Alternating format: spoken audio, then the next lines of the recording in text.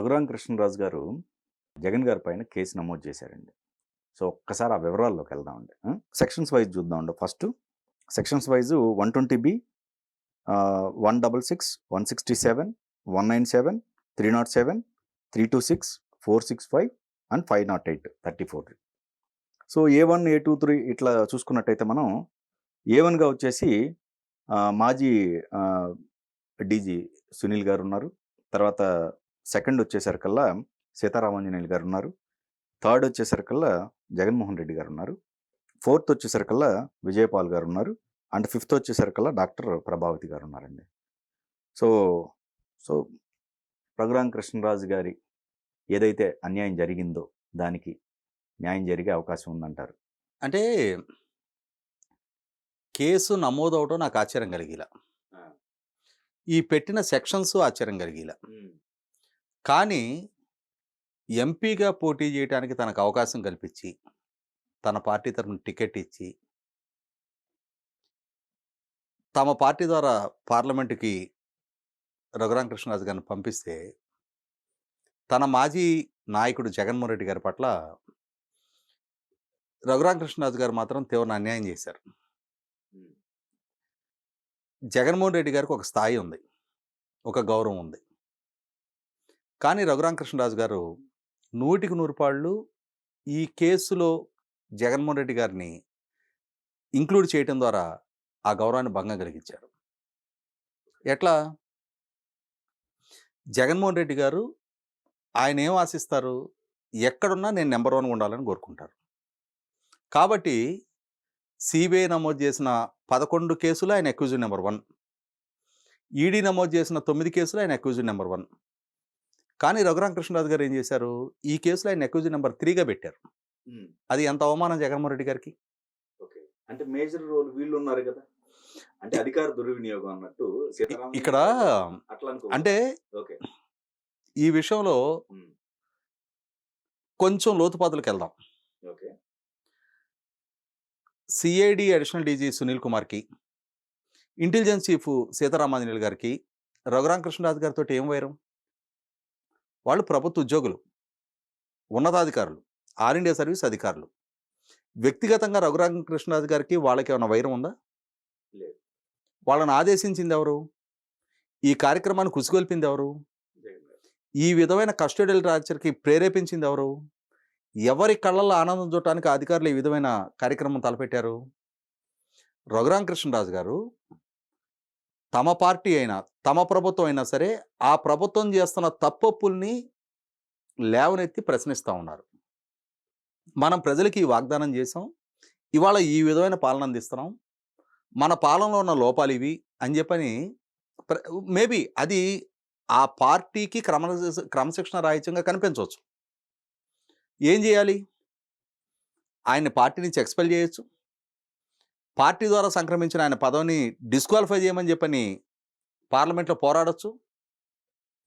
కానీ ఒక ప్రజల చేత ఎన్నికైన లోక్సభ సభ్యుడిని కస్టోడియల్ టార్చర్కి గురి చేయించే అధికారం జగన్మోహన్ రెడ్డికి ఎవరిచ్చారు? పార్టీ అధ్యక్షుడు, ముఖ్యమంత్రి అతనే, విధాన నిర్ణయాలు తీసుకునేదని ఆయనే. ఆయన ఆదేశాలు, ఆయన అనుమతి లేకుండా అధికారుల స్థాయిలో ఇంతటి దారుణ హింసకి ఆయన్ని గురి చేయాల్సిన అవసరం వాళ్ళకేముంది? 100కి 100 ఇక్కడ నేరం చేసిన వాళ్ళకన్నా చేయించిన వాళ్ళు, నేరానికి ఉసుగొల్పిన వాళ్ళు, నేరస్తులను కాపాడే ప్రయత్నం చేసిన వాళ్ళు పెద్ద నేరస్తులు. ఇవాళ పివి సునీల్ కుమార్ గారి ద్వారా రఘురామ కృష్ణరాజు గారిని అరెస్ట్ చేయించుండొచ్చు, ఆయన ద్వారా కస్టోడియల్ టార్చర్కి గురి చేయించుండొచ్చు, ఈ మొత్తం పథకానికి వ్యూహరచన సీతారామాంజనేయుల ద్వారా ఎగ్జిక్యూట్ అయ్యి ఉండొచ్చు. కానీ అంతిమంగా వీళ్ళందరిని ఆదేశించిన వ్యక్తి జగన్మోహన్ రెడ్డి. ప్రజల చేత ఎన్నికైన ముఖ్యమంత్రి హోదాలో ఉండి వదలాల్సిన నెస్టీ లేదు.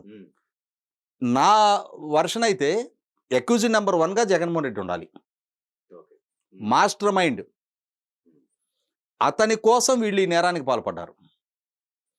ఇవాళ అసలు కంప్లీటు ఆ రఘురామ కృష్ణరాజు గారిని అదుపులోకి తీసుకున్న తీరు కూడా హైదరాబాద్లో ఆయన జన్మదినోత్సవం రోజు ఆయన ఇంట్లో ఉండగా అరెస్ట్ చేశారు. హైదరాబాద్లో ఆయన అరెస్ట్ చేయదలుచుకున్నప్పుడు ఏం చేయాలి? మొట్టమొదటగా తెలంగాణ పోలీసుల్ని కన్సల్ట్ అవ్వాలి. వాళ్ళకి ఇన్ఫార్మ్ చేయాలి. ఆ కన్సర్న్డ్ ఆయన ఇల్లున్న ఏరియాలో ఉన్న పోలీస్ స్టేషన్కి వెళ్ళి, మేము మీ పరిధిలో పలానా వ్యక్తిని అదుపులోకి తీసుకోవడానికి మేము వారెంట్ తీసుకొని వచ్చామని చెప్పని వాళ్ళకి ఇన్ఫార్మ్ చేసి, వాళ్ళ సమక్షంలో అదుపులోకి తీసుకోవాలి. తీసుకున్న తర్వాత మొట్టమొదట హైదరాబాద్లో మేజిస్ట్రేట్ గారి దగ్గర ప్రొడ్యూస్ చేయాలి. ప్రొడ్యూస్ చేసి ట్రాన్సిట్ వారెంట్ మీద ఆంధ్రాకి తరలించాలి. ఈ డ్యూ ప్రాసెస్ ఫాలో అయ్యారా? లేదు. ఆల్ ఇండియా సర్వీస్ అధికారులు వాళ్ళ కింద పనిచేసే అధికారులే వచ్చారనుకుందాం. అదుపులో తీసుకునేటప్పుడు ఈ ప్రాసెస్ ఫాలో కావాలి కదా! ఫాలో కానప్పుడు అది కిడ్నాప్ అనాలి కానీ దాన్ని అరెస్ట్ ఎట్లా అంటాం మనం? ప్రొసీజరల్‌గా ఆయన అరెస్ట్ చేయనప్పుడు పోలీసు యూనిఫామ్‌లో వచ్చి చేసిన గూండాయిజంగానే దాన్ని పరిగణలోకి తీసుకోవాలి. దౌర్జన్యంగా, బలవంతంగా ఆయన్ని అపహరించి తీసుకెళ్ళినట్టుగానే పరిగణించాలి. తీసుకెళ్ళావు. ఆయన ఏమన్నా ఎక్కడన్నా దొంగతనానికి పాల్పడ్డాడా? ఏమి నేరం చేశాడు అని చెప్పని ఆయన్ని అంత కస్టోడియల్ టార్చర్‌కి గురి చేశారు?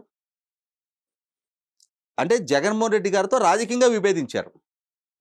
అంతకు మించి ఆయన సంఘ వ్యతిరేక శక్తులతో చేతులు కలిపి సంఘంలో, సమాజంలో శాంతి భద్రతలకు విఘాతం కలిగించడము, గంజాయి లాంటి స్మగ్లింగ్ పాల్పడటము, డ్రగ్స్ లాంటివి ఏదైనా ఈ దేశంలోకి ఇంపోర్ట్ చేయటము, మత కలహాలు రెచ్చగొట్టడము, కులాల మధ్య విద్వేషాలు పెంచడం, ఇటువంటి కార్యక్రమాలకి ఆయన పాల్పడలేదు కదా!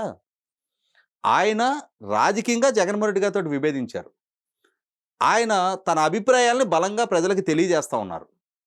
దీనికోసమే అంతటి దారుణ హింసకు గురి చేస్తారా?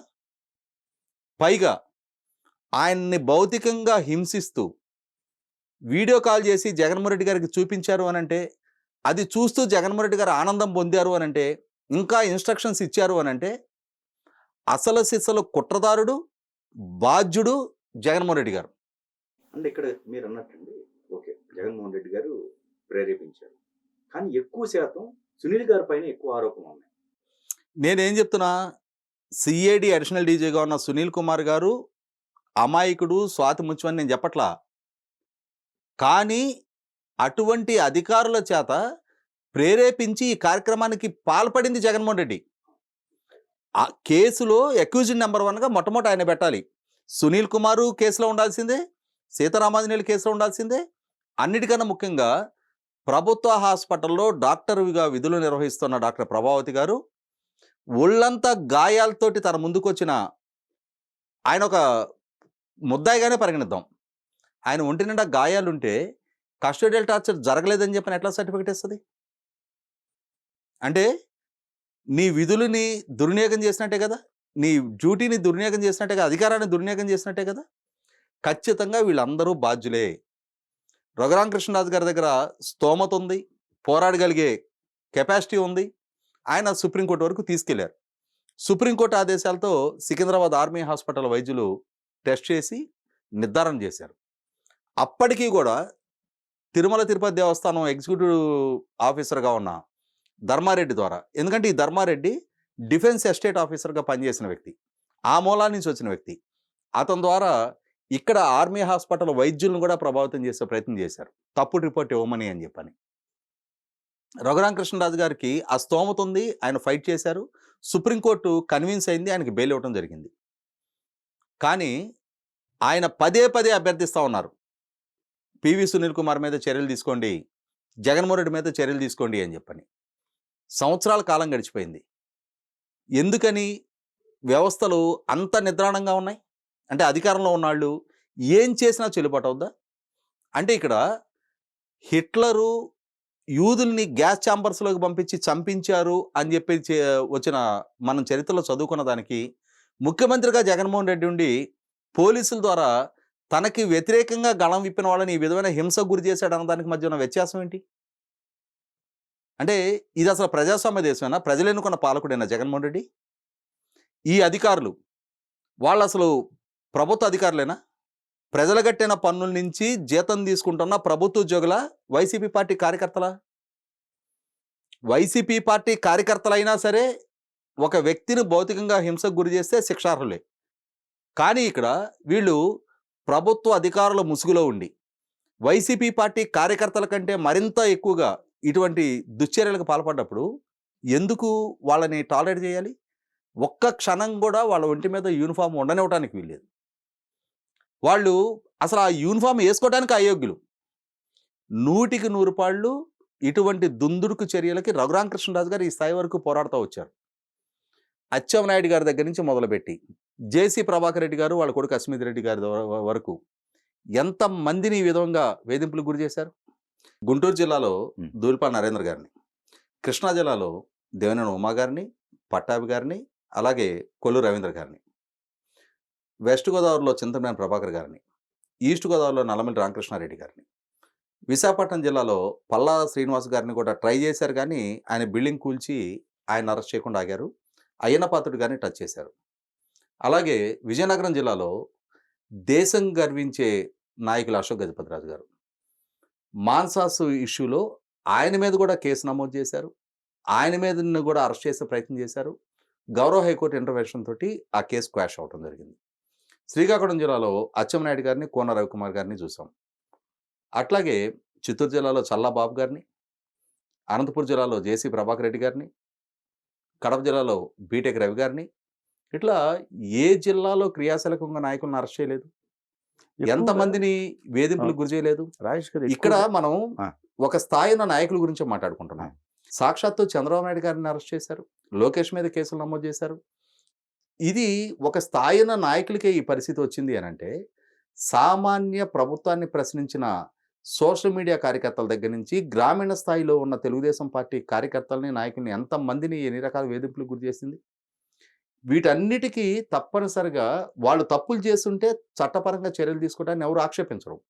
కానీ రాజకీయంగా ప్రత్యర్థులనే ఏకైక కారణంతో అక్రమ కేసులు బనాయించి, అక్రమ కేసుల ద్వారా వేధింపులకు గురి చేయటం, వాళ్ళని భౌతికంగా హింసించటం, వాళ్ళ ఆర్థిక మూలాల మీద దెబ్బతీయటం, ఒక రకమైన కక్షపూరిత ధోరణి ప్రదర్శించిన పాలకుడిగా జగన్మోహన్ రెడ్డి గారు ఇవాళ తన అధికారాన్ని దుర్వినియోగం చేసి వ్యవస్థల ద్వారా ఈ రకమైన దురాఘాతాలకు పాల్పడ్డప్పుడు 100కి 100 పాళ్ళు ఇవాళ రఘురామకృష్ణరాజు గారు నమోదు చేసిన ఈ కేసు 100% జస్టిఫైడ్.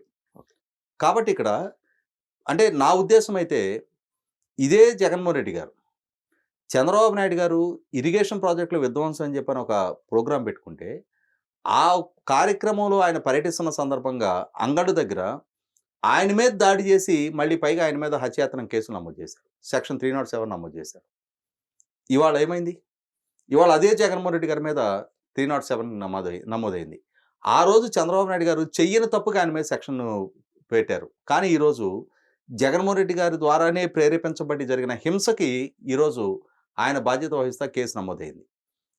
ఇట్లాగే ఒకసారి మనం లెక్కేసుకుంటే, జగన్మోహన్ రెడ్డి గారు ముఖ్యమంత్రిగా ఉన్న రోజున, ఆ రోజు ఆయన పాల్పడ్డ దురాఘాతాలన్నిటి మీద, ఆయన ద్వారా జరిగిన తప్పులు, ఆయన ద్వారా జరిగిన అవినీతి, ఆయన ద్వారా జరిగిన అరాచకాలు, ఆక్రమణలు, అంటే వ్యవస్థల ఉల్లంఘన, విధ్వంసం, వీటన్నిటి మీద కనుక కేసులు నమోదు చేయటం మొదలు పెడితే కనీసం ఒక 50 కేసులు నమోదు చేయొచ్చు ఆయన మీద. ఇది ఆరంభం మాత్రమే. మొదటి నెల పాలన ఇవాళే, నెల రోజులు పాలన గడిచింది ఈ రోజుకి. జూన్ 12 చంద్రబాబు నాయుడు గారు ప్రమాణ స్వీకారం చేశారు. ఇవాళ జూలై 12. జగన్మోహన్ రెడ్డి గారు ఆయన ముఖ్యమంత్రిగా బాధ్యతలు చేపట్టిన 4 సంవత్సరాల 4 నెలలకి చంద్రబాబు నాయుడు గారి మీద కేసు నమోదు చేశారేమో. కానీ తిరిగి ఆయన మీద కూడా నమోదు చేసి ఆయనకి కూడా రుచి చూపించడం మొదలు పెడితే ఇవాళ మొదటి నెలలోనే మొదలైంది. ఇక్కడి నుంచి ఇంకొక 4 సంవత్సరాల 11 నెలల పాటు జగన్మోహన్ రెడ్డి గారు కూడా అన్ని వికటించబోయే పరిస్థితులు, పరిణామాలకు కూడా సంసిద్ధంగా ఉండి తీరాలి.